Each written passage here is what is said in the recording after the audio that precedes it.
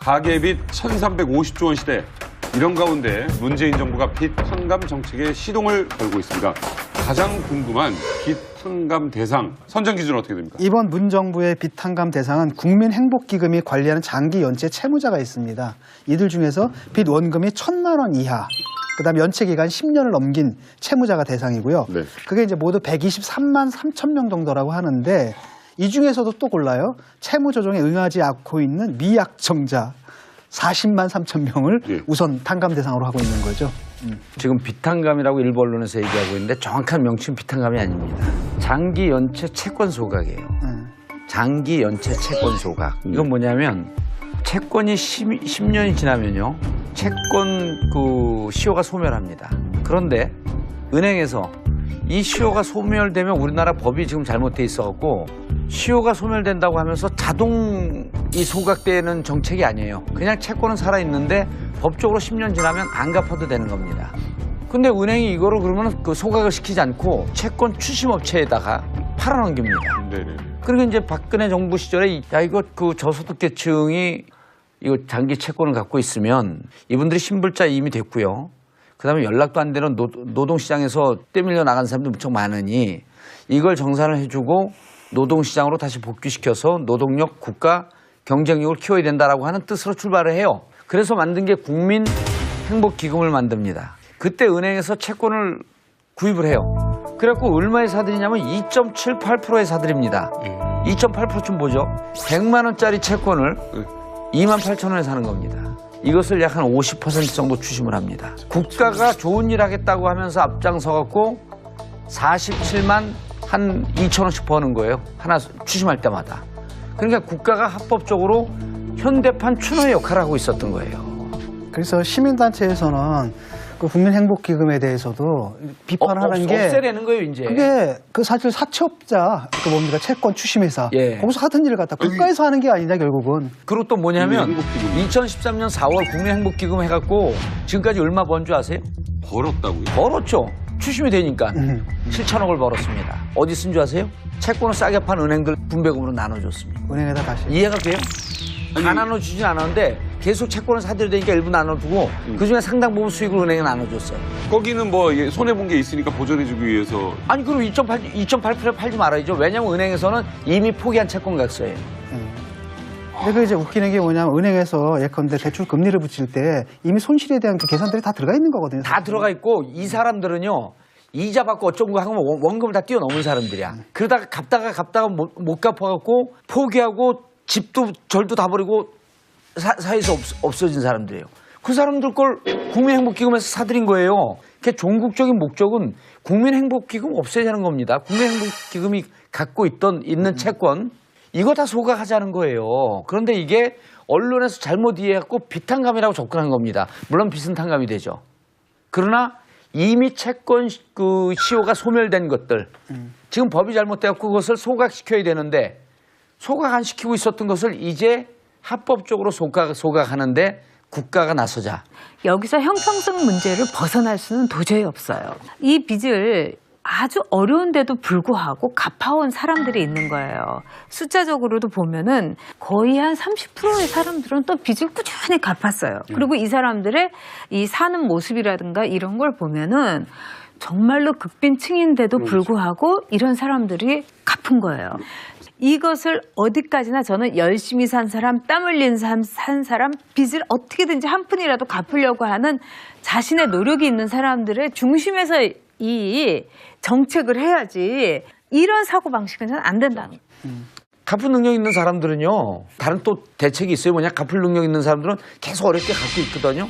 근데 그 사람들 은행에서 돈을 또 못 써요. 그래서 그 사람들은 신용 등급을 올려주는 투트랙 정책을 지금 쓰고 그게 공약이에요. 그렇죠. 갚고 있는 사람들은 갚을 능력이 되니 당신들의 신용 등급을 올려서 이제 은행에서 무차별로 융자할 수는 없지만 일정 정도 융자할 수 있는 길을 터주겠다면서 사채나 대부업으로 안 가도 되게. 안 가도 되게. 이 신용 등급을 올려주는 부분에 대해서 은행에서 무척 긍정적이에요. 왜냐하면 갚는 사람들이니까. 빚을 갚은 사람들이 이게 뭐 특별한 사람들이 아니에요.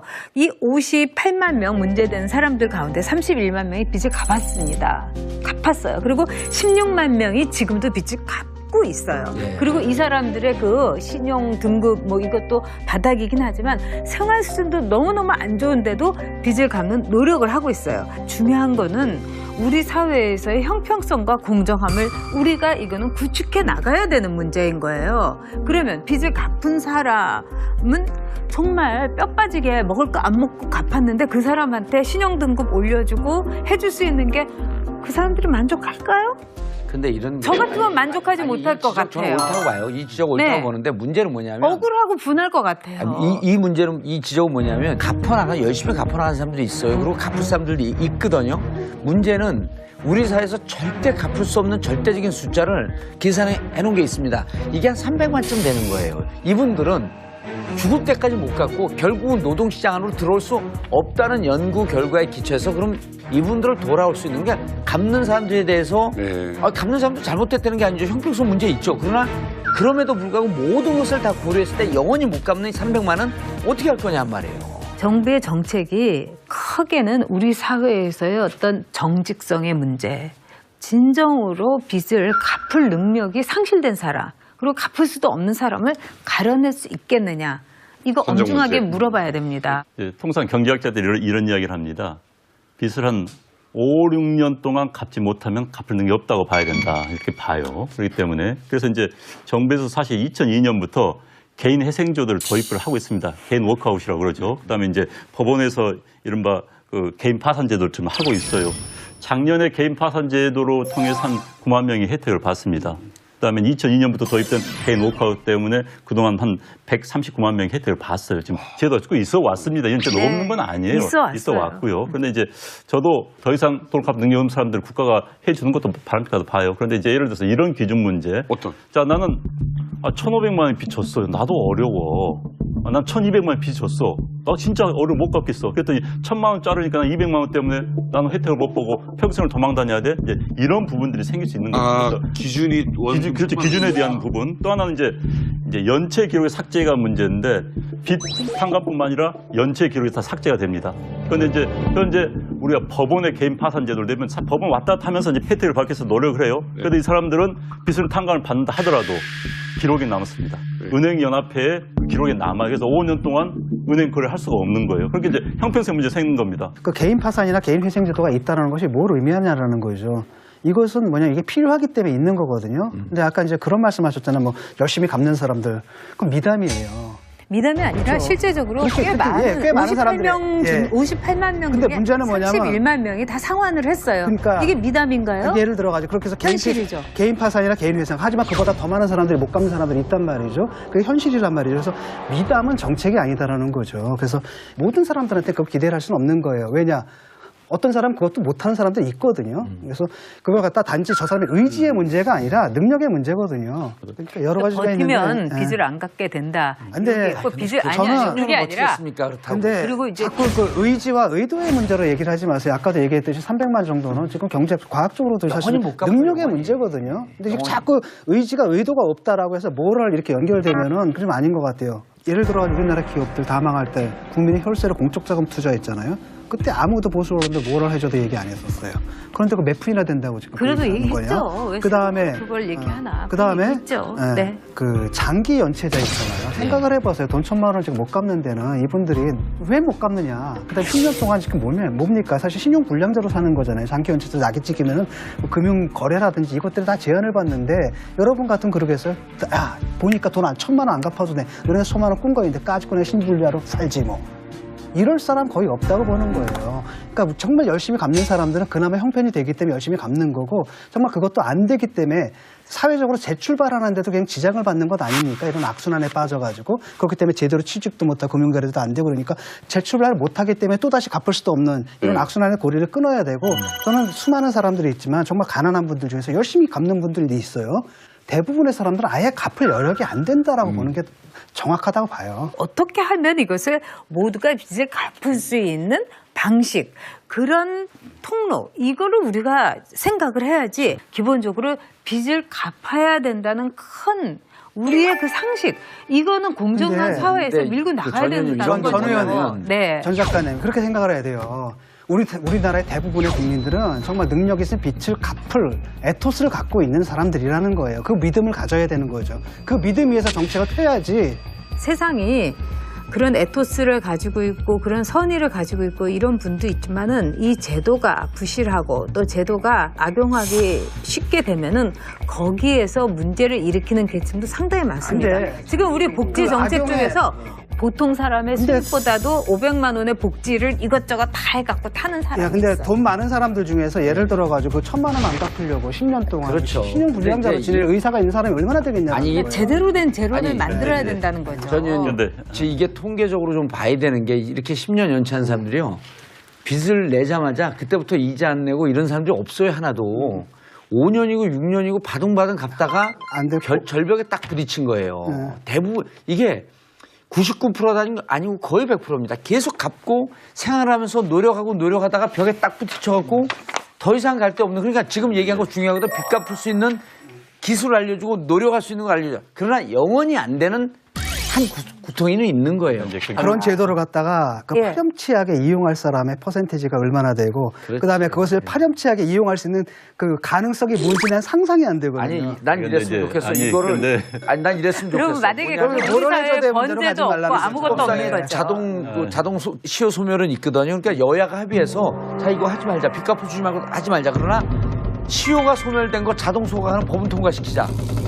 아 이렇게 하는 게 차라리 나을 것 같아요. 이게 최윤경 의원이 의원 되기 이전에 그 주빌리 은행 그 운동을 그렇죠. 했어요. 예, 그러니까 예컨대 예. 우리가 27,000원만 내면 100만 원짜리 빚을 남의 것을 갚을 없애줄 수 수 있다. 있는 거에서 예. 그 시민들이 굉장히 많이 참여도 하고 그랬었는데 이분이 이제 그때 그 얘기를 하더라고요. 유태교회는 뭐가 있냐면 희년이라는 게 있대요. 희년이라 그래가지고 몇 년에 한 번씩 돌아오는 해인데 그 해는 이제 빚을 딱딱 탕감해 준다 그러더라고요. 그래서 그 얘기를 하시는데 마치 그 종교적 희년처럼 우리 사회에서도 그 좋은 전통이잖아요. 예. 새로운 출발점을 다시 한번 제시해 준다. 그런 측면에서 적극적으로 좀 검토를 해야 되고 법적으로 좀 한번 보완을 해야 될 것 같습니다. 하자는 거예요. 그런데 이게 언론에서 잘못 이해했고 빚탕감이라고 접근한 겁니다. 물론 빚은 탕감이 되죠. 그러나 이미 채권 그 시효가 소멸된 것들, 지금 법이 잘못되었고 그것을 소각시켜야 되는데 소각 안 시키고 있었던 것을 이제 합법적으로 소각하는데 국가가 나서자. 여기서 형평성 문제를 벗어날 수는 도저히 없어요. 이 빚을 아주 어려운데도 불구하고 갚아온 사람들이 있는 거예요. 숫자적으로도 보면은 거의 한 30%의 사람들은 또 빚을 꾸준히 갚았어요. 그리고 이 사람들의 이 사는 모습이라든가 이런 걸 보면은 정말로 극빈층인데도 불구하고 이런 사람들이 갚은 거예요. 이것을 어디까지나 저는 열심히 산 사람, 땀 흘린 산 사람, 그 시효가 소멸합니다. 그런데 은행에서 이 시효가 소멸되면 우리나라 법이 지금 잘못돼 있어갖고 시효가 소멸된다고 하면서 자동 이 소각되는 정책이 아니에요. 그냥 채권은 살아있는데 법적으로 10년 지나면 안 갚아도 되는 겁니다. 근데 은행이 이거를 그러면 그 소각을 시키지 않고 채권 추심업체에다가 팔아넘깁니다. 네네. 그리고 이제 박근혜 정부 시절에 야 이거 그 저소득계층이 이거 장기 채권을 갖고 있으면 이분들이 신불자 이임이 됐고요. 그다음에 연락도 안 되는 노동시장에서 떼밀려 나간 사람도 무척 많으니 이걸 정산을 해주고 노동시장으로 다시 복귀시켜서 노동력, 국가 경쟁력을 키워야 된다라고 하는 뜻으로 출발을 해요. 그래서 만든 게 국민행복기금을 만듭니다. 그때 은행에서 채권을 구입을 해요.